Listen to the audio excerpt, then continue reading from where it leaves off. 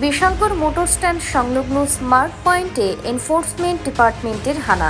ঘটনার বিবরণে জানা গেছে, বেশ কিছুদিন পূর্বে এই স্মার্ট পয়েন্টে মেয়াদ উত্তীর্ণ খাবার বিক্রি করার অভিযোগ ওঠে। তাই 16 জুলাই এনফোর্সমেন্ট ডিপার্টমেন্টের আধিকারিকরা দোকানে এসে সমস্ত কিছু তদন্ত করে।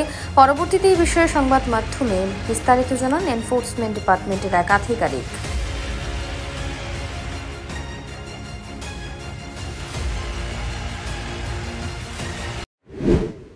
বিশালগড় যে স্মার্ট বাজার আছে, রিলায়েন্স স্মার্ট জিও, সেটার মধ্যে একটা কমপ্লেন এসেছিল। সেই কমপ্লেনের নিরিখে আমরা আমরা এনফোর্সমেন্ট টিম আসলাম।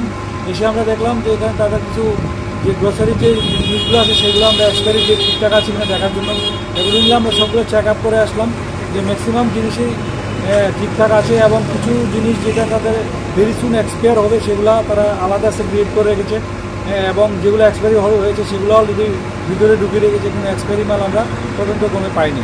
তো কিছুদিন আগে যে ঘটনাটা হয়েছিল সেটা আমরা তাদের মাধ্যমে জানতে পারলাম যে একটা কোম্পানি মাল যেটা ফ্রি মাল ছিল, সেটা যে একটা যে ফ্রি মালটা ছিল সেটা নাকি ভিতরে নষ্ট ছিল, সেটার এগেইনস্টে কমপ্লেন ছিল।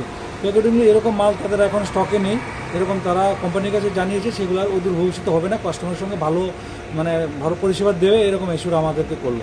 আশা করি নেক্সট টাইম এরকম কিছু হবে না।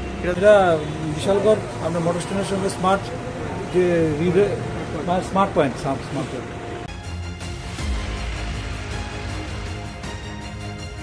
Bureau report, voice 18।